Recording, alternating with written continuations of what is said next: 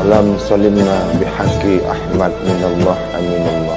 Wa qul ja'al haq wa jahaqal batil innal batil kana zahuqa.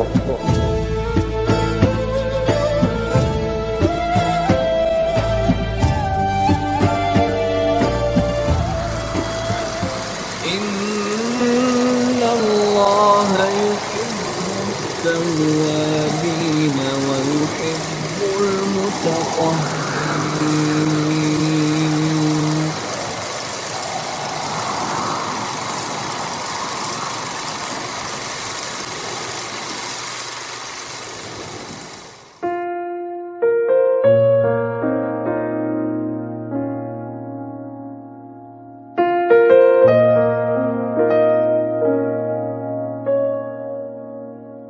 Nabi disayang Tuhan tak? Nabi dikasihi Tuhan tak? Apa Nabi buat hal kah? Nabi buat kacau kah? Nabi tak pernah buat kacau walaupun dijamin tak pernah Nabi meninggalkan solat. Tak pernah. Ini kau baru kenal saja sudah tak mau solat. Nabi jumpa Tuhan. Nabi menyaksikan Tuhan. Nabi disaksikan Tuhan. Nabi dikenal Tuhan. Nabi diredai Tuhan, masih sholat. Tidak pernah satu rakaat pun Nabi tinggalkan. Tidak pernah Nabi tidak kenal dengan sholat. Tidak pernah Nabi sebesar zarah pun Nabi tidak pernah meninggalkan sholat. Nabi paham apa itu diri sembahyang. Karena Nabi lah yang menerima perintah sembahyang. Maka ikutilah Nabi khuswatun hasanah. Ikutlah cara Nabi sembahyang. Ikutlah cara Nabi sholat. Ikutlah cara Nabi berpuasa. Ikutlah cara Nabi berzakat. Ikutlah cara Nabi berhaji. Sholat itu mesti diawali daripada diri yang suci. Karena diri sembahyang itu sebenar-benar diri yang suci. Bermulanya puasa itu diawali azas dasar yang suci. Kerana puasa itu di bulan yang mestilah suci diri zahir dan diri batin, akal yang suci, perbuatan yang suci, perkataan yang suci, pandangan yang suci, batin, hati, rasa yang suci. Itulah kau berpuasa. Sentiasa kau menjaga kesucian diri zahir, diri batin, itu kau berpuasa. Setelah bersih harta kamu dengan mengeluarkan zakat, membersihkan diri kamu dengan berpuasa, menegakkan diri sembahyang pada dirimu dengan solat, maka melaksanakan ibadah di tanah mesti kau suci, pergi ke tanah suci. Jangan kau pergi ke tanah suci dengan keadaan kau tidak suci. Sia-sia, tidak dapat ridha daripada yang maha suci. Apabila kau melaksanakan haji, kau tidak pernah suci. Itu kau haji palsu, haji penipu, pendusta. Orang yang melaksanakan ibadah ke tanah suci mesti sentiasa barulah kau dipanggil haji yang sudah suci. Begitu juga zakat. Sucikan harta kamu. Maksud sucikan harta kamu itu mensucikan rezeki yang datang daripada diri yang maha suci. Itulah kau mensucikan diri harta kamu itu. Harta kamu itu diri. Diri kamu itu harta. Bersihkan diri kamu dengan membayar zakat. Itu mensucikan diri. Dibagi Allah rezeki untuk membersihkan, mensucikan diri kamu, bukan mengotori diri kamu. Solat itu mensucikan diri kamu. Maka itu makanlah yang bersih, minumlah yang bersih lagi suci. Pilihlah makanan yang bersih dan suci. Boleh pikiran, otak, hati menjadi barulah disaksikan diri zahir, diri batin yang menjumpai diri yang sebenar-benar diri. Syirullah, diri rahasia yang dulu berpisah dengan dirimu, yang dulu memang dipisahkan kau, diri zahir, diri batin, diri rahasia kamu itu memang dipisahkan. Carilah kembali diri yang suci itu. Bagaimana mau mendapatkan diri yang suci itu? Mensucikan diri zahir. Ini aku tak akan bosan-bosannya menyampaikan ini. Tidak akan pernah berhenti aku menyampaikan ini. Selagi kau tak dapat, selagi itu aku sampaikan. Habis pun usia ini, tetap ku sampaikan.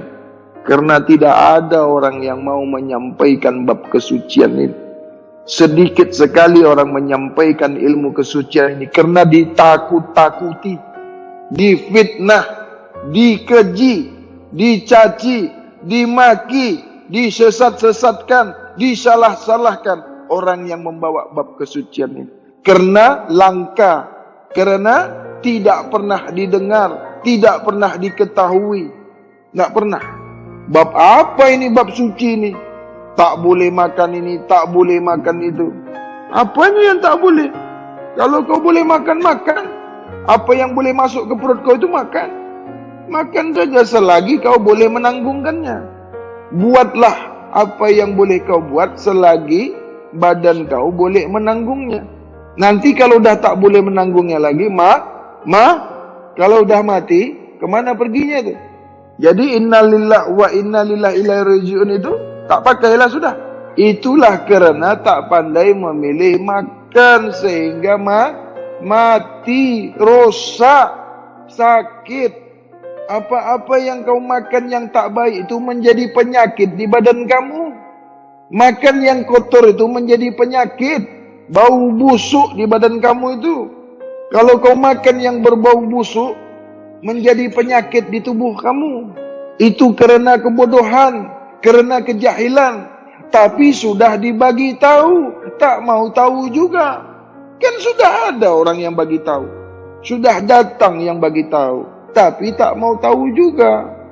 Alangkah buruknya, alangkah hinanya diri yang tak pandai memilih makan. Sebodoh-bodohnya manusia itu, manusia yang tak pandai memilih makanannya. Karena itu yang paling mudah. Yang mudah saja kau tak boleh buat. Apalagi sembahyang. Mana lebih mudah, makan atau sembahyang?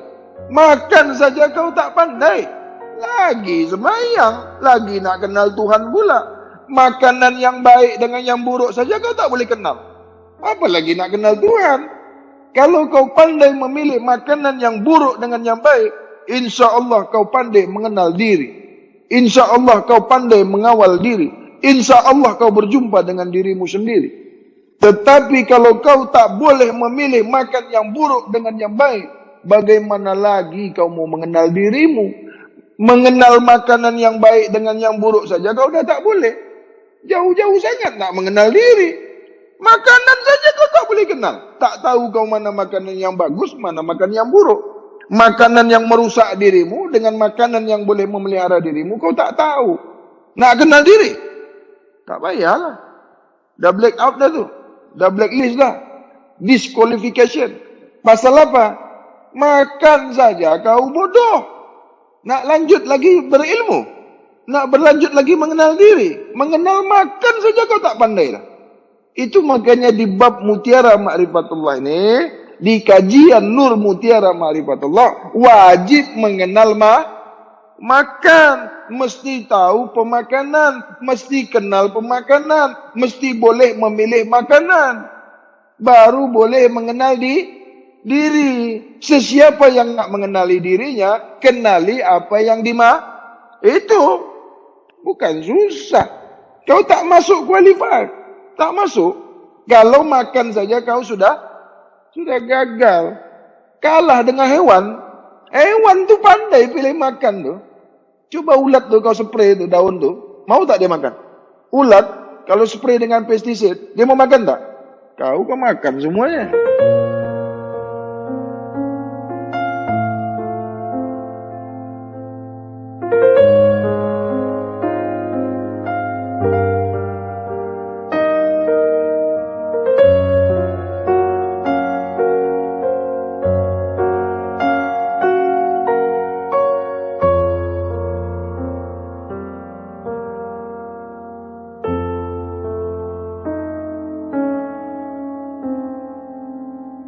Sungguh-sungguh benar-benar Allah suka kepada sesiapa yang sentiasa mensucikan dirinya.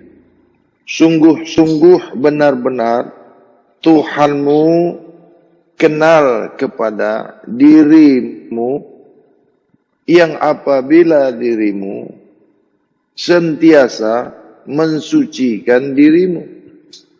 Sungguh-sungguh diri Tuhanmu memperkenalkan diri Tuhanmu kepada dirimu apabila dirimu sentiasa mensucikan dirimu. Apabila dirimu tidak pernah kau sucikan, maka diri Tuhanmu tidak pernah memperkenalkan dirimu kepada diri rahasiamu. Tidak akan pernah kau jumpa diri Tuhanmu apabila diri zahirmu tidak pernah menyaksikan diri zahirmu dan tidak pernah disaksikan oleh diri rahasia kau atau diri rahasia kamu. Sungguh-sungguh yang memperkenalkan diri zahir kamu, menyaksikan diri batin kamu, diri batiniah kamu itu, atau jasmaniah kamu itu, menyaksikan diri batiniah, disaksikan Rabbaniyah. Apabila Rabbaniyah menyaksikan diri jasmaniah kamu, mesti bersaksikan batiniah kamu itu. Tidak akan menyaksikan batiniah kamu, tidak akan mau batiniah kamu itu apabila jasmaniah, zahir, jasmaniah itu zahir kamu, syariat kamu, tubuh kasar kamu, tubuh muhaddas, tubuh baharu kamu itu tidak pernah kau sucikan. Yang batin kamu itu tidak pernah mau menyaksikan. Dia tidak mau menjadi saksi untuk jasmaniah kamu itu, tubuh jasad kamu itu, tubuh kamu yang bernama itu. Dan tidak akan pernah disaksikan oleh diri sebenar-benar diri kamu, yaitu diri syirullah. Yang rahasianya asmaku, kata Tuhan kau itu. Yang rahasianya af'alku, kata Tuhan kau itu. Yang rahasianya sifatku, kata diri Tuhanmu. Barulah nyata, sebenar-benar nyata zatul bukhdi itu pada diri rahasia kamu. Yang dulu dipisahkan kepada diri zahir kamu itu. Dulu kau dipisahkan. Diri sebenar-benar diri kamu itu dipisahkan. Masa kau beranak, masa kau keluar daripada alam rahim, itu dipisahkan. Maka tugas hak kamu itu, amanah kepada kamu itu, hendaklah kau mengembalikan amanah yang ada kepada diri kamu itu, yang sudah diamanahkan diri Maha Suci itu kepada diri zahir kamu. Hendaklah amanah kembali kepada empunya amanah. Ilmu yang diamanahkan kepada kamu, kulu jasad, saudara-saudara kamu itu, kerabat kamu itu mesti kembali lagi kepada empunya amanah.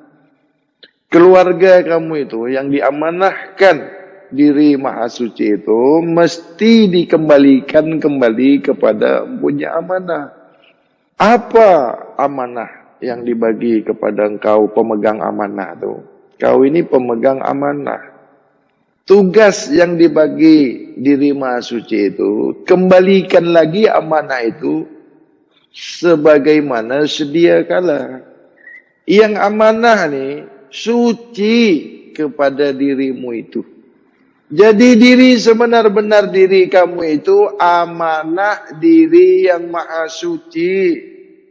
Itulah yang memperkenalkan diri zahir dan diri batin kamu itu kepada empunya diri. Diri syirullah itu, diri sebenar-benar diri kamu itu, dipanggil juga diri rahasia. Itulah yang membawa diri zahir batin kau itu memperkenalkannya kepada diri Maha Suci. Kau diri zahir, kau diri batin, tidak boleh memperkenalkan dirimu kepada Tuhanmu. Kerana bersempadan, kau tubuh muhaddas, kau tubuh baharu, kau jasad baharu, kau jasad muhaddas.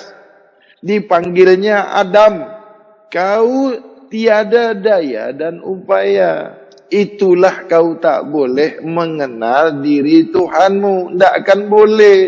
Mengapa? Kau hidup itu dihidupkan, dinyawakan kau itu. Diruhkan. Maksud diruhkan itu. Kau dihidupkan. Kau tak boleh memandang, melihat, menyaksikan kau itu diperlihatkan. Dilihatkan itu, diperlihatkan.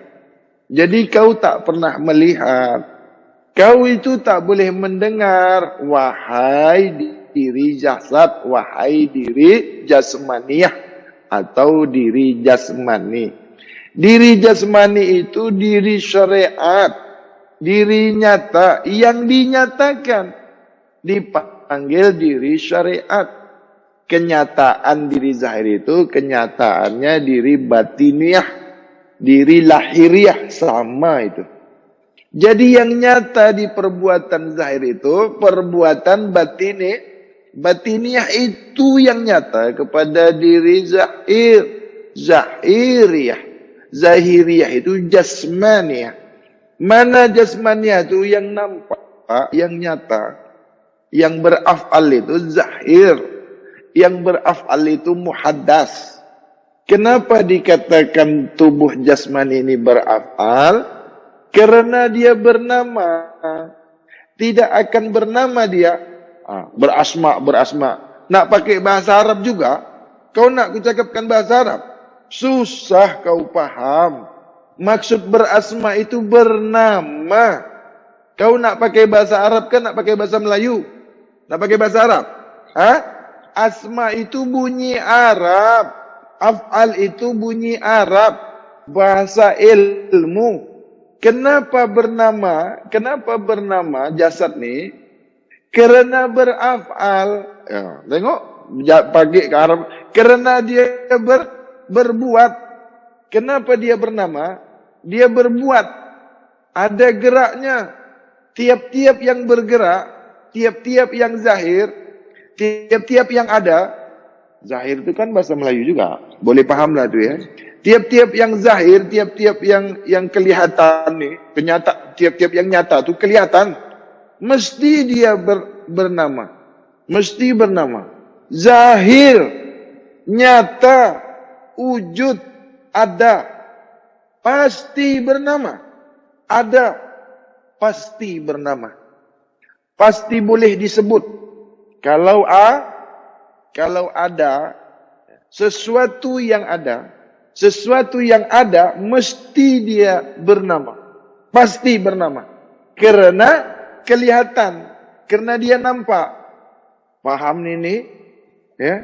Kalau dia nampak nyata, pasti. Jadi apa-apa saja yang kau lihat, apa-apa saja yang nyata, apa-apa, tahu apa-apa tu? Merata-rata. Kalau nampak dengan biji mata kau, pasti bernama. Kalau dia nampak, itulah sifat. Sifat ni bahasa Melayunya apa? Nak kau tukar dengan bahasa Melayu lagi? Tak tahu aku. Kalau sifat kau tak faham juga, terkadang ada yang tak tahu sifat ni apa kata dia. Kelakuan yang nyata pada suatu benda, itu dipanggil sifat. Faham ini? Jadi kalau nama kau ini, kalau kau bernama Wahab, pasti ada kenyataan kau itu. Sebab kau sudah berjirim, sudah berbunyi kau, berjirim, berjisim kau, pasti kau nyata. Pastinya nyata senyata-nyatanya kau sudah tiga kepada kau tu. Bernama kau, sudah pasti kau bersifat. Bernama kamu, dipanggilnya kau, itu kau nyata. Kalau kau sudah terpanggil, sudah tersebut kau, sudah boleh kau disebut, sudah disebut, Wahab, itu kau sudah bersifat. dan beraf'al. Nyatalah nama kau itu. Yang si Wahab tadi itu, nyatalah pada diri Asma. Jadi Wahab ini nyata kepada diri Asma yang beraf'al, nyata sifat si Wahab tadi. Kau cakap nih, kau jujur kau ini kau paham ke tidak nih? Apa? Ini apa nih? Ini botol minyak wangi. Ini botol minyak wangi. Ini botol minyak wangi. Ini bukan botol. Ini botol minyak wangi. Ini bukan botol. Mana minyak wangi? Di dalam botol minyak wangi. Mana minyak wangi? Mana minyak wangi? Yang menetes. Mana wangi? Mana wangi? Hah? Rasa, baunya, atau wanginya? Mana wanginya? Hah? Wangi itu nama. Wangi itu nama. Mana empunya wangi itu? Itu yang menetes tuh minyak wangi. Kenapa balik lagi? Tadi kan kau sudah jawab. Mana minyak wangi? Yang mana wangi? Mana wangi? Mana empunya nama wangi itu? Mana rahasia itu? Kalau ku bawakan ke garam macam mana? Lagi kan kacau. Jadi macam mana aku nak bagi kau faham? Boleh dapat diri sebenar-benar diri kau itu. Sekarang ni kau tak tahu diri kau ni yang mana. Kau masih menganggap, kau masih mengatakan nama kau itu diri kau. Kau masih mengatakan yang nampak itu diri kau. Kau masih mengatakan yang kau rasa diri itu diri kau. Itu kau merasa diri, belum diri. Itu baru kau rasa. Itu kan baru kau rasakan diri kau kan? Yang sebenar-benar diri kau itu mana? Itu kau yang berkata itu diri kau. Diri kau tak berkata kau itu diri kau. Itu kau yang mengatakan yang nampak jelas itu, yang kau rasa itu, yang bersama itu, itulah diri kau kan? Itu perkataan kau. Itu maksud kau. Itu pikiran kau. Kan kau kan yang mengatakan itu diri kau kan? Itu belum diri. Karena baru kau perkatakan itu diri kau. Aku tengok kau ni, aku peninglah aku. Aku tahu kau tak faham. Ini kau. Ini kau. Adakah botol ni dikatakannya, akulah botol. Ada tak? Mengapa pula kau mengatakan kau itu diri kau? Samalah mengatakan botol ini itu. Kau ini sudah diri ke belum? Kalau kau katakan kau ini diri, contohnya nih, botol nih pernah tak dikatakannya aku botol? Pernah tak? Mengapa pula kau katakan kau itu diri? Jadi yang sebenar diri kau itu mana?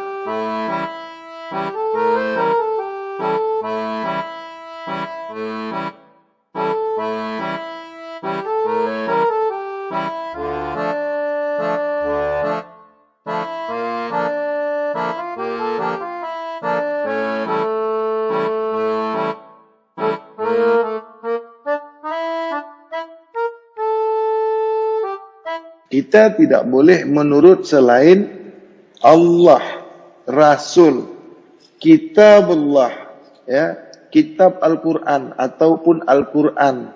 Dasar kita itu jangan menurut orang. Apabila kita mempelajari sesuatu hukum, mempelajari suatu ilmu, target kita huswatun hasanah, ati Allah wa ati Rasul. Bukan menolak hadis. Tidak. Tapi di atas hadis masih ada Al-Quran. Yang hak itu masih ada. Hadis tidak hak. Hadis bukan yang hak. Yang hak itu, hakul hak itu Al-Quran. Di atas itu tidak ada. Kalau di bawahnya ada. Apa itu? Hadis. Hadis bukan hukum. Hadis suri tauladan. Al-Quran itu hukum. Hadis bukan hukum. Kita tidak menolak hadis, kita bukan membelakangkan hadis, tidak. Tapi ada yang di atas hadis, ada yang hak, yang tidak mungkin salah, dan tidak tersalahkan, tidak ada keraguannya. Sebenar-benar yang hak, dan itu dipertanggungjawabkan. Hadis tidak ada yang bertanggung jawab. Contoh, yang meriwayatkan hadis itu, dia tidak bertanggung jawab atas yang diriwayatkannya itu. Kamu tidak bisa minta pertanggungjawabannya. Salahkah, benarkah? Benar pun, kamu tidak bisa mendapatkan faedah apapun. Oh, mendapatkan kebaikan, ya.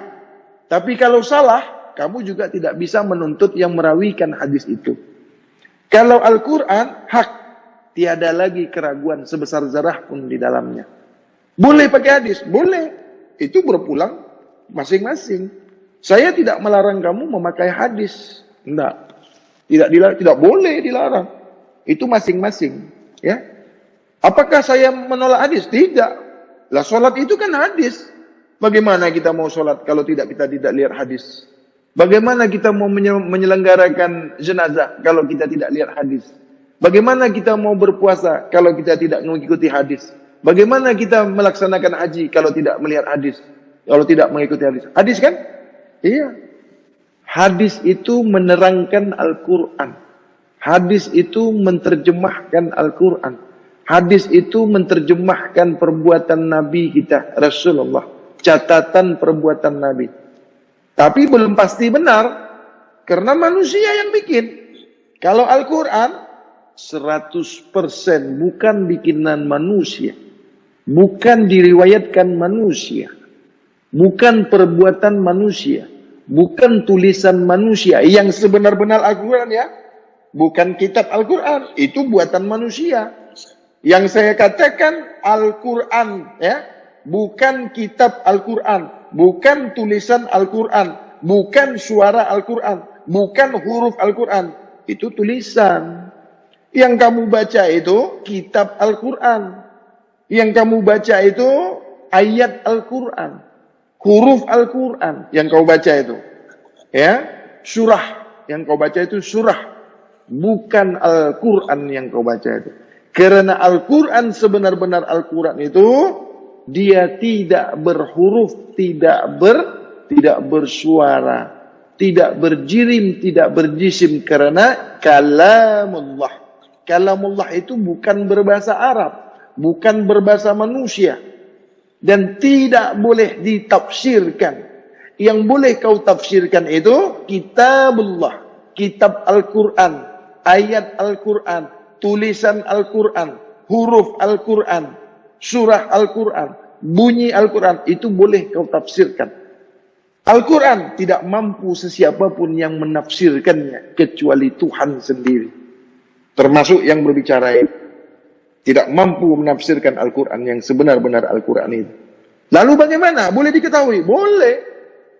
Ketahuilah Al-Quran itu suci. Ketahuilah kalamullah itu daripada diri yang maha suci.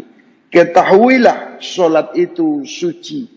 Ajaran daripada perintah daripada diri yang maha suci. Maka apabila kau mau dengan Al-Quran, kau mesti suci. Apabila kau mau dengan solat, maka kau harus suci. Perintah puasa itu, siam itu, puasa itu, perintah daripada diri yang maha suci. Apabila kau mau mengikuti puasa, mau menjalani puasa, kau harus suci.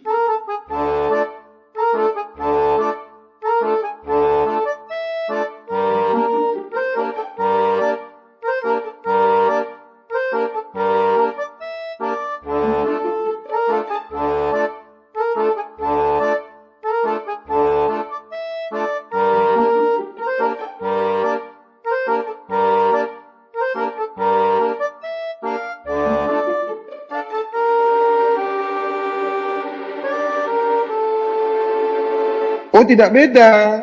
Nah, ini silap kamu. Al-Quran itu tidak berbeda dengan kitab Al-Quran. Nah, di sini kamu salah paham. Kitab Al-Quran itu, itulah zahirnya Al-Quran. Kitab Al-Quran itu kenyataannya Al-Quran. Awas itu ya. Nah, Kitab Al-Quran itu yang dibukukan, yang dikitabkan setelah Nabi tiada. Maksudnya bukan Nabi itu mati. Maksudnya tiada itu bukan Nabi mati, ya. Dan salah itu. Nah, awas ya. Setelah kamu tidak lihat lagi. Setelah sahabat-sahabat tidak berjumpa lagi dengan zahirnya. Maka dikitabkan. Ya, dizahirkan Al-Quran itu, ya. Maksud dizahirkan itu ditulis, dibukukan, dikitabkan dia. Tapi tidak berbeza dengan Al-Quran, ya. Tidak berbeza dengan Al-Quran. Apa yang tidak berbeda? Surahnya, ayatnya, hurufnya itu tidak berbeda. Bunyinya tidak berbeda. Adapun Al-Quran itu tidak bersuara, tidak berjirim, tidak berjisim. Mengapa boleh kau baca? Setelah dikitabkan, setelah dibukukan, setelah ditulis, baru kau boleh membacanya. Kalau yang sebenarnya tidak boleh kau baca. Tidak nampak sama kau. Kan nampak sama kau baru boleh kau baca. Boleh kau baca kalau tidak nampak?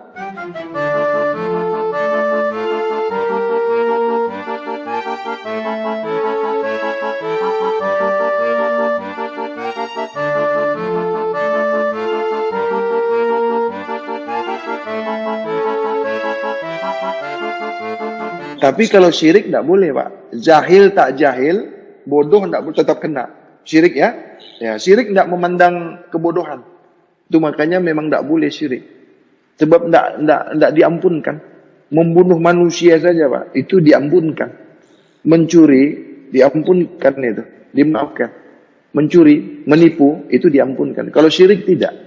Tidak bisa, tidak ada ampun itu syirik itu. Jangan kau dekati itu. Jangan kau coba-coba. Jauhi syirik.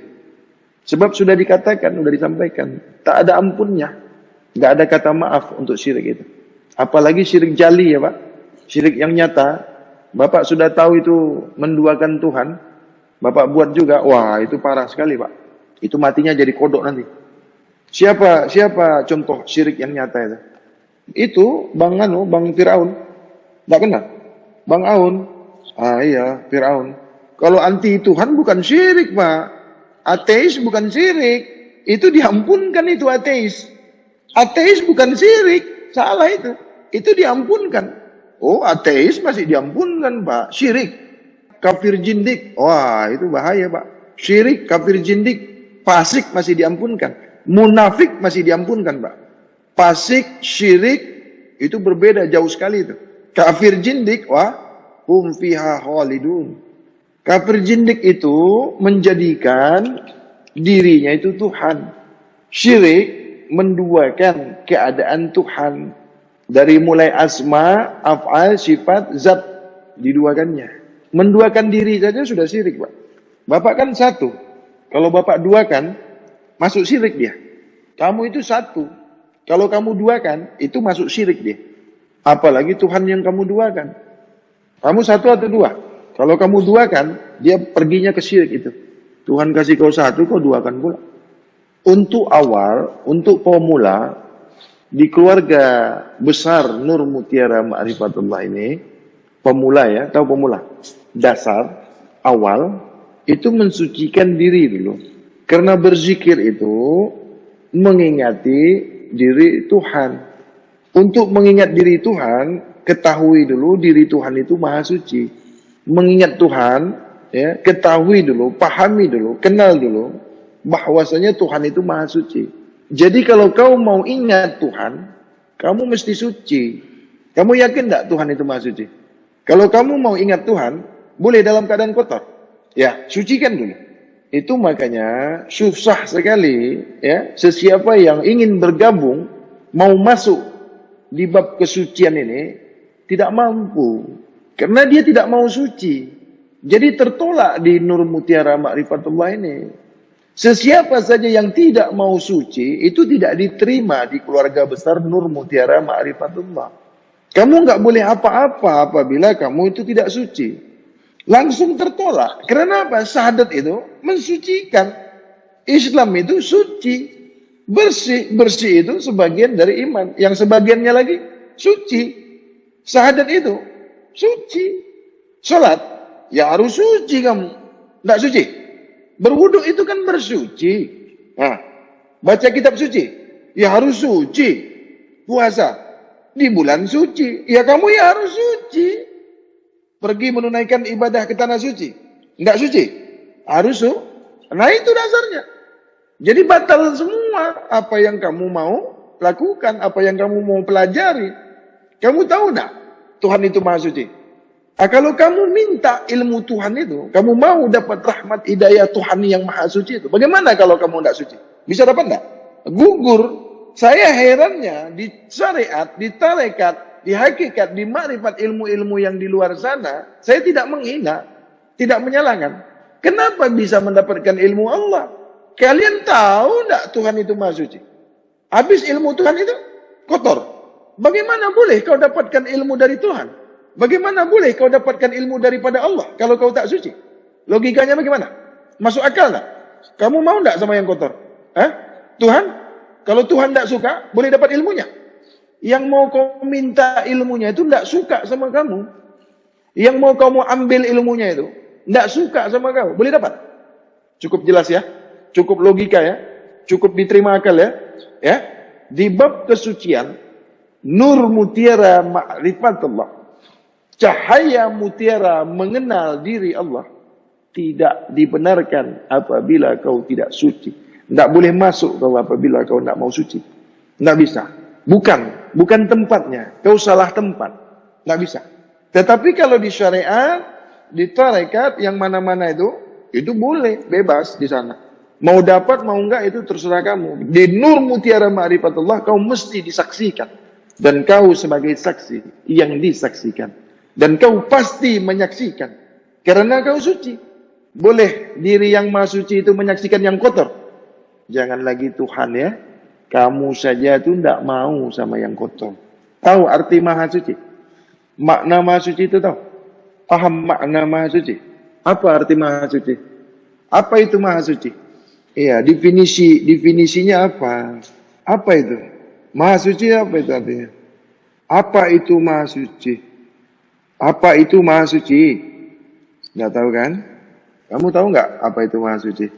Kan banyak kan yang sebutkan maha suci, maha suci, maha suci kan? Banyak kan? Maha suci ya maha suci lah. Kan gitu. Begitu kan? Apa itu maha suci? Nggak tahu ya? Saya pun nggak mau kasih tahu juga. Mensucikan itu bukan makna. Mensucikan itu kata kerja. Mensucikan itu pola kerja. Itu bahasa kerja. Itu kata kerja. Mensucikan. Tahu mensucikan? Itu kata kerja. Itu bahasa kerja. Mensucikan. Menyuci. Itu kata kerja. Cuci. Dicucikan. Kata kerja. Lah ini maha suci. Bukan kata kerja. Jadi bukan jawabannya bukan mensucikan. Paham ini? Paham ini? Mensucikan. Polanya kerja. Suci. Itu bukan kata kerja. Disucikan. Menuju kepada objek. Suci sendiri? Enggak boleh. Suci dari segala yang suci. Itu makhluk. Sentiasa suci itu belum suci. Kalau belum disaksikan oleh yang sudah suci. Kau tidak boleh mengatakan kau sudah suci. Kalau belum ada saksi, kau itu sudah suci. Kamu tidak boleh mengatakan kau itu manusia. Kalau tidak ada yang menyaksikan, kau itu manusia. Kalau mau saya masukkan dalam pengetahuan hakiki, dalam pengetahuan bab kesucian, maha suci itu dia merujuknya kepada zat. Suci itu kata sifat. Mensucikan itu kata af'al. Maha suci itu kata asma. Kalau diambil keseluruhannya, semuanya jisim, berbunyi kan, berhuruf kan, maka dia masih lagi berjirim, masih lagi berjisim. Dia bukan kata sifat, dia bukan kata kerja, dia bukan kata af'al. Mensucikan itu kata af'al, kata perbuatan, kata kerja. Disucikan, objek. Mensucikan subjek. Ini kalau dulu tidak sekolah susah mau paham. Itu makanya pengajian Nur Mutiara Ma'rifatullah ini memang mesti akal sehat. Tingkat intelijensinya itu mesti kuat. IQ-nya mesti rata-rata di atas 100. Kalau enggak mampu masuk di bab kesucian. Itu makanya dasarnya itu mesti suci zahir. Azasnya, apabila mau masuk di kajian Nur Mutiara Ma'rifatullah, kamu harus mengikuti pola makan yang sehat, pola makan yang bersih, pola makan yang suci, pikiran yang suci, perbuatan yang suci, pandangan yang suci, hati kamu mesti suci. Baru kamu boleh belajar bab kesucian. Kalau kamu tidak mau terima yang awal ini, kamu tidak boleh masuk, tidak bisa, karena nanti gagal. Itu azasnya, dasarnya itu, pondasinya. Paham ini? Makanya banyak yang tidak suka dengan kajian ini, terutama setan. Setan kan tidak mau suci, dia tidak mampu suci. Iblis tidak mau suci itu. Tengok pengajian ini dia tidak suka, tapi dilihatnya juga. Tahu fasik, tidak suka dia, tapi dilihatnya juga. Kamu paham tidak? Iblis itu tidak pernah mau suci. Jadi kalau ada manusia tidak mau suci, itu bukan manusia. Hanya iblislah yang tidak tunduk, tidak taat kepada diri yang maha suci. Seluruh alam ini tunduk dan taat kepada diri yang maha suci, kecuali iblis. Jadi kalau ada yang tidak mau suci, itu iblis, setan itu. Dia pura-pura jadi manusia. Makanya bab kesucian ini tidak pernah disuka oleh iblis dan setan. Jadi kalau kamu masuk di bab kesucian ini, siap-siap kau tidak disuka setan. Setan paling benci sama kamu itu. Ini sudah aku kasih tahu ya. Jadi kalau besok setan tidak suka sama kau, iblis benci sama kau, jangan kau salahkan aku lagi. Udah dikasih tahu kan? Wah, saya kenapa begini bang? Terus saya begini. Dulu teman saya suka sama saya. Sekarang teman saya, kawan saya, sahabat saya tidak suka. Di situ kau tahu yang mana setan, yang mana bukan. Coba kau ceritakan bab kesucian. Tidak mau dia itu. Di Nur Mutiara Ma'rifatullah ini azasnya semuanya, dasarnya, pondasinya suci. Kamu yakin rezeki itu daripada yang maha suci? Boleh kau dapat rezeki daripada diri yang maha suci kalau kau tak suci? Boleh dapat. Makanya rezeki itu ada yang bukan dari maha suci, dari setan, dari iblis. Itu makanya iblis tidak suka lihat kajian ini, dengar kajian ini dia tidak suka. Terbongkar semua kedoknya. Oh, bukan terbakar lagi, mendidih otaknya. Dia cari-cari yang salah itu. Itu setan. Dia tidak suka sama yang betul. Karena dia mengajarkan yang salah. Udah pernah lihat setan belum? Manusia yang berkelakuan setan, itulah setannya.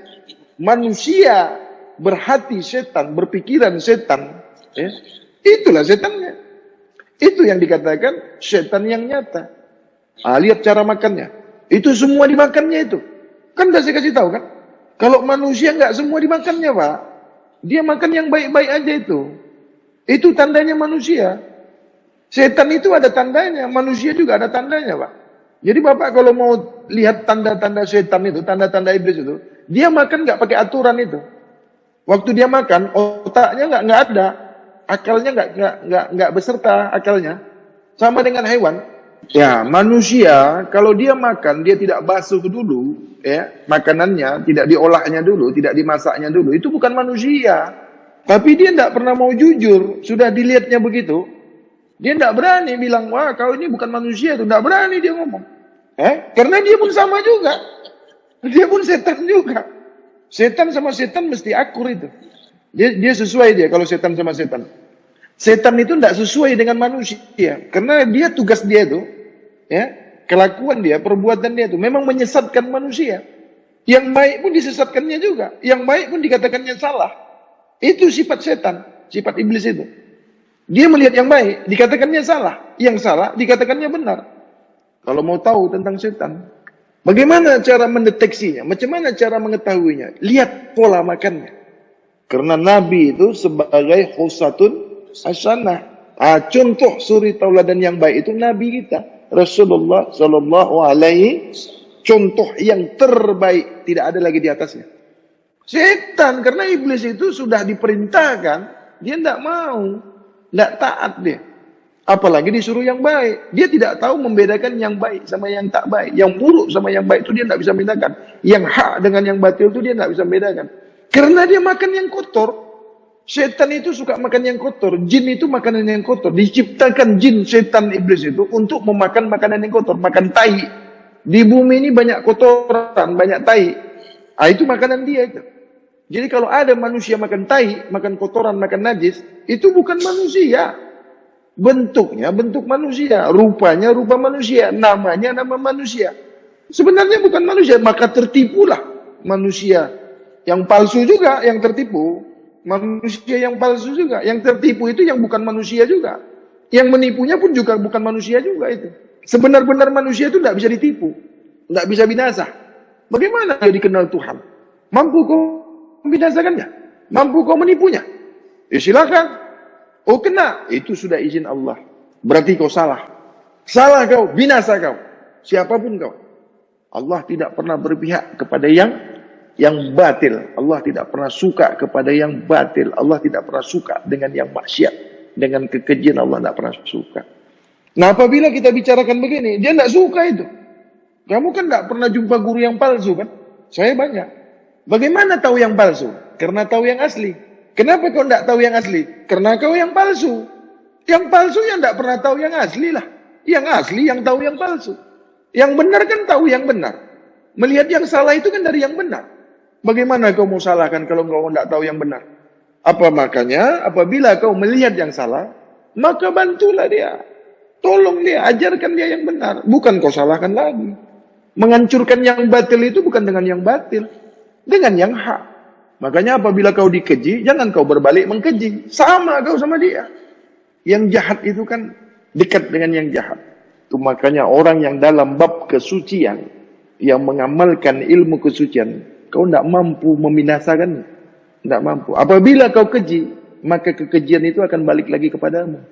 Oh dia tidak melawan. Tidak melawan. Berdoa kepada Tuhan pun enggak. Dikeji. Dia berdoa, ya Allah matikanlah yang keji itu. Tidak mau dia. Tuhan kan tahu. Buat apa minta-minta sama Tuhan untuk menghabisi orang? Mencelakakan orang, tidak perlu. Fir'aun itu kan bukan manusia yang celakakan dia. Abu Lahab itu bukan manusia, bukan nabi yang mencelakakan. Nabi tidak pernah berdoa yang buruk. Tidak pernah. Oh iya, Namrud itu, yang jahat itu, yang zalim itu, tidak pernah manusia yang hantam dia. Apabila terjadi suatu kezaliman, apabila terjadi suatu kebinasaan, itu semua atas izin Allah. Manusia ini hanya sebab saja. Manusia tidak boleh berkehendak apabila tidak diizinkan yang punya kehendak. Semua terjadi atas izin Allah. Tiada satu pun sebesar zarah pun yang boleh bergerak apabila tidak atas izin Allah. La tatarabuz zalatin biiznillah. Itu kan hadis. Itu saya pakai hadis. Saya mengikuti hadis. Kau tidak akan bisa sholat apabila kau tidak mengikuti hadis. Kau tidak boleh puasa apabila kau tidak ikut hadis. Kau tidak boleh naik haji apabila kau tidak boleh mengikuti hadis. Hadis itu menjelaskan. Apabila bertentangan dengan Al-Quran, jangan kau pakai. Jangan kau ikuti itu. Ada akal. Ilmu itu mesti berakal. Tidak dikatakan kau seorang yang berilmu kalau tidak beradab. Tidak akan berilmu kau kalau tidak kau berakal. Ilmu itu mesti sinkron dengan akal, dengan pikiran. Kalau akal saja sudah menolak, batal ilmu itu. Paham ini maksudnya? Kalau akal kamu sudah menolak, maka batal. Kecuali mukjizat ya. Tahu mukjizat? Itu tidak boleh kau pakai akal lagi tuh. Itu makanya ada kepahaman. Mukjizat jangan kau cerna dengan akal. Tuhan itu jangan kau cerna dengan akalmu. Jangan kau pakai akalmu. Mengenal Tuhan itu jangan kau pakai akal. Tidak bisa. Terbatas akal itu. Ada batasannya. Kalau ilmu, itu mesti akal. Ya, harus sinkron. Harus sempadan dia. Ilmu, ya, harus disinkronkan. Harus disesuaikan dengan akal. Itu ilmu. Ya. Jadi kalau orang yang tidak berakal, tidak bisa berilmu. Tidak berakal. Bisa berilmu. Bisa belajar. Mampus kau ngajarinya itu. Tidak ada akalnya. Apa mau diajarin? Nah, banyak sekali fungsinya. Iya, sentiasa mengedepankan akal. Apapun itu. Kebanyakan manusia mempelajari satu pelajaran, dia lupa bawa akalnya. Apa buktinya dia lupa bawa akalnya? Dia tidak tahu apa yang mau dipelajarinya. Hanya nafsu saja. Yang dibawanya nafsu. Lalai. Manusia tidak boleh lalai. Tidak boleh tidak sedar. Sentiasa sedar. Sentiasa paham. Terlebih-lebih lagi sentiasa suci. Apanya yang suci? Kulu jasad. Kulu jasad. Zahir batin. Yang terlihat, yang tak terlihat. yang kau rasa, yang kau pikirkan, yang kau hayalkan, yang kau perkatakan, yang kau rasakan, mesti suci. Maksudnya alat perasa, alat melihat, alat mendengar, alat berpikir, kau mesti sentiasa suci. Jadi kalau kita dikeji, dihina, difitnah, itu soal biasa. Itu sudah lumrah. Itu sudah makanan. Ya, nggak akan goyang. Nabi baik tak? Tapi dipersalahkan juga. Jadi itu bukan satu masalah yang besar. Karena sudah ada contoh. Menegakkan yang hak ini pasti ada rintangan tantangannya, pasti ada ujiannya. Tidak bisa enggak. Tapi kau kalau menegakkan yang bodoh, menegakkan yang kotor, menegakkan yang salah, banyak kali yang dukung kau itu. Oh iya, banyak kali yang suka. Karena setan lebih banyak daripada manusia. Manusia yang separuh manusia. Manusia sebenar-benar manusia ini tidak banyak. Kenapa? Sudah dikatakan Nabi, Sullatum minal awalin wa khalilun minal akhirin. Semakin banyak manusia sebenar-benar manusia itu semakin sedikit. Jadi aku sudah tahu kalau di bab kesucian ini memang nggak banyak. Tahu sudah. Itu makanya kita tidak menghimbau, kita tidak memanggil, kita tidak mengundang. Enggak. Mari sini kau mau belajar. Oh, nggak ada itu. Pakai iklan ini, iklan itu enggak ada. Enggak ada niat untuk memanggil, mengajak, menghimbau, enggak boleh. Suka-suka aja. Mau ya mau. Enggak mau tinggalkan. Merayu-rayu di sini enggak ada. Kedengarannya kayak sombong kali ya. Kedengarannya kayak sombong ya. Tidak, ini realita. Ini real. Ya, tidak dibuat-buat.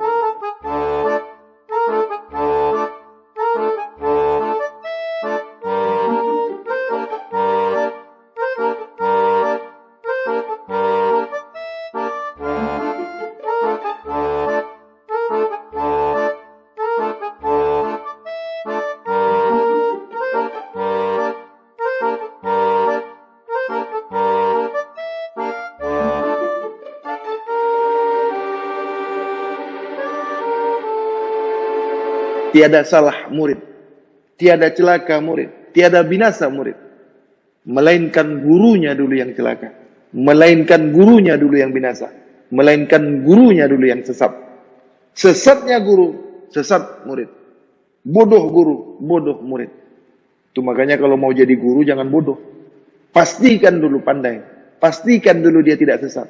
Maka carilah guru yang tidak sesat. Carilah guru yang sebenar-benar guru, yang tidak menyesatkan dirimu. Bagaimana cara menilai guru? Lihat pola makan guru itu. Perhatikan pola makan guru itu. Ingat apa yang dimakan guru itu. Mudah kan? Kalau guru memakan semuanya, itu bukan guru sebenar-benar guru. Itu guru palsu. Karena tidak ada bab kesucian pada dirinya. Dia tidak mengenal Tuhan itu maha suci. Dia belum kenal Tuhan. Jadi kalau udah tahu guru itu belum kenal Tuhan, buat apa kau belajar sama guru itu? Kalau guru makannya tidak teratur, kalau guru makannya sembarangan, kalau guru semua dimakannya, tidak paham dia persoalan makan, itu bukan guru.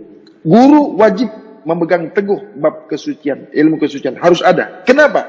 Tuhan maha, Allah maha, tidak akan dapat ilmu guru kalau tidak daripada diri maha suci membagikan ilmunya boleh kepada diri yang sudah suci.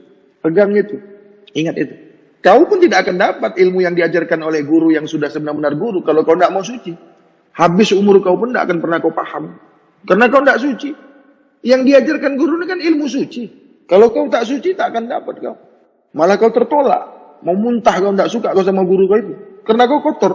Guru tidak makan yang kotor. Guru tidak sembarang makan. Bukan Tuhan yang tolak kau. Guru dah tolak kau duluan. Guru aja tidak suka sama kau. Apalagi Tuhan. Kau saja tidak suka sama yang kotor. Apalagi guru. Kau saja itu tidak suka sama yang kotor kan. Guru suka. Lebih tidak suka lah. Terlebih lagi tuh Tuhan. Karena Tuhan maha suci. Kalau Tuhan tidak suka sama kau. Apa saja yang kau buat itu salah. Tidak akan mampu kau berdoa. Tuhan tidak suka sama kau. Itu menghayal itu. Dia tahu sebenarnya dirinya kotor. Tapi ditipunya dirinya. Dimintanya juga sama yang maha suci itu. Padahal dia tahu dia kotor itu. Jadi dia sudah tahu kalau doanya itu tidak diterima. Makanya dia minta doa orang. Buat apa kau minta doa daripada orang kalau doa kau diterima? Karena doa kau tidak diterima, makanya kau minta doa sama orang. Itu logika.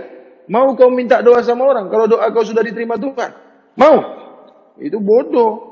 Karena kau tidak tahu berdoa, tidak paham berdoa, kau sudah tahu doa kau tidak diterima. Karena kau sudah tahu kau kotor, makanya kau minta didoakan. Apalagi kau tidak tahu yang kau minta didoakan itu juga kau. Siapa yang kotor, minta doa kepada yang kotor juga. Karena dia tidak kenal yang suci. Akhirnya semakin kotor. Karena gurunya kotor. Guru yang kotor, murid yang kotor. Akhirnya dua-duanya kotor.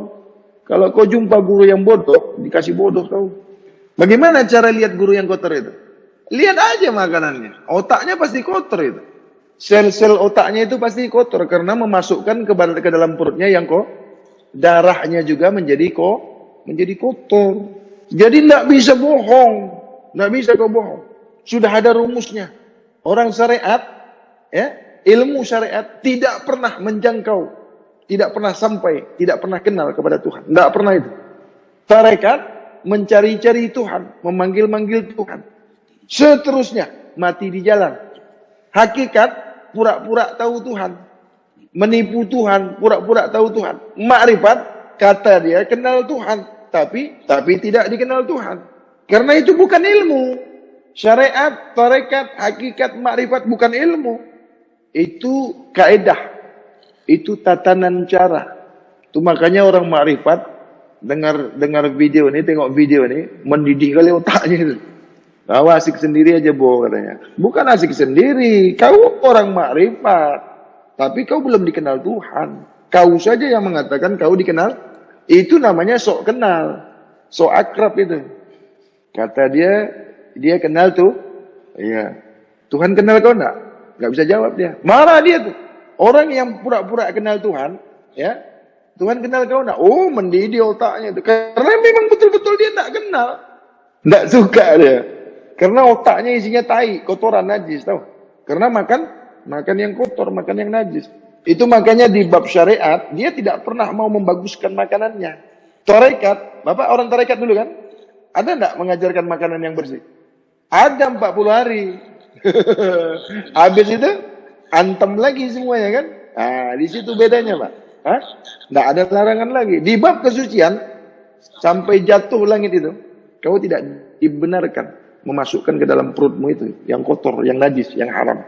Itu makanya banyak yang tidak mampu. Kenapa tidak mampu? Setan sudah terlampau banyak di perut. Setan itu masuk ke dalam perut melalui yang kita makan. Setan itu di tempat yang kotor. Iblis itu, jin itu, ya, bersemayam di tempat yang kotor, yang bau. Dia di makanan yang haram. Itu makanya tidak boleh memakan yang larangan. Apa yang paling banyak setan itu? Apa yang paling banyak iblis itu? Daging babi. Jin itu bersemayam di daging babi itu. Wah iya, termasuk saudara-saudaranya. Sepupu. Anjing itu sepupunya babi itu. Itu makanya diharamkan. Maksud diharamkan, dilarang keras. Ya. Nah, kalau bab awam, bab syariat, dia tidak mampu memilih yang sebenar-benar halal dan yang sebenar-benar haram. Dia tidak mampu memisahkannya. Tidak mampu pikirannya ke situ. Yang halal dimakannya juga, yang haram dimakannya juga. Paham ini maksudnya? Yang separuh haram, yang separuh halal. Dia tidak mampu itu. Dia tidak mampu mendeteksinya. Dia tidak mampu merasakannya. Otaknya tidak bisa memikirkannya. Matanya tidak bisa melihat. Yang mana haram, yang mana halal, yang mana kotor, yang mana bersih. Tidak mampu itu pikirannya. Karena ketidakmampuan pikirannya melemahkan pandangannya, melemahkan hatinya, melemahkan rasanya. Daging itu tempatnya darah. Daging itu tidak bisa kau pisahkan dengan darah.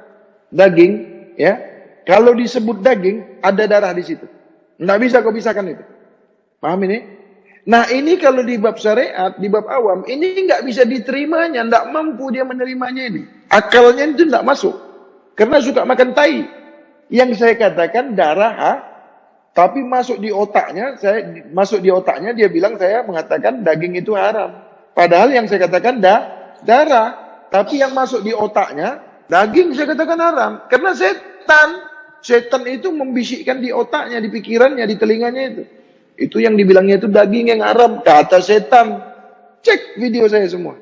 Kecuali yang dipotong-potong ya. Nah, ketika saya mengatakan daging itu haram, dia potong. Makanya hati-hati kalau melihat video saya. Darahnya dipotongnya. Karena dia berniat untuk menyalahkan saya. Kalau dia memotong-motong video saya untuk mengambil yang singkat, itu boleh. Tapi kalau kau potong-potong video nih, hanya untuk menyalahkan saya, kau tunggu aja besok itu. Kau kan berniat yang salah. Oh, kau dapat sama kau sendiri itu. Jadi saya tidak takut mau kau salah-salahkan, tidak takut saya. Iya, tidak takut. Sedikit pun aku tidak takut sama kau kalau kau salah-salahkan aku. Yang aku takut tuh kalau Tuhan yang bikin aku salah. Ini menentang pemerintah, presiden digodok-godok. Itu banci kau itu. Kan banyak sekarang ulama-ulama memprotes pemerintah. Banyak kan? Kau ini ulama atau politik? Kau ini ustadz kok menceritakan politik. Dia tidak tahu apa sebenarnya tugas dia tuh, dia tidak paham. Propaganda. Masa ulama kampanye? Dari mana jalannya? Dia tidak tahu fungsionalnya. Fungsi ulama itu dia udah tidak paham. Iya. Kalau kau mau bercerita begitu, masuk parlemen kau. Jadi wakil rakyat. Sesuai kan? Ini ngakunya ulama, ustadz, ceritanya politik. Masuk akal tak? Sesuai tak? Diajaknya anak buahnya, jamaahnya. Ayo kita demo ke sana katanya. Ustadz apa kau, ulama apa kau tuh? Ulama tidak tahu malu kan? Anak buahnya, murid-muridnya disuruh demo, ulama kau itu. Di masjid cerita politik. Tidak tahu malu kan? Ah ini kalau dengar dia di sini, mendidih juga otaknya itu. Bukan kau yang kusebut, ada kusebut nama kau di sini rupanya. Ini yang kusebut, ini ulama tikus. Bukan ulama manusia yang kusebut, nih manusia pula yang marah.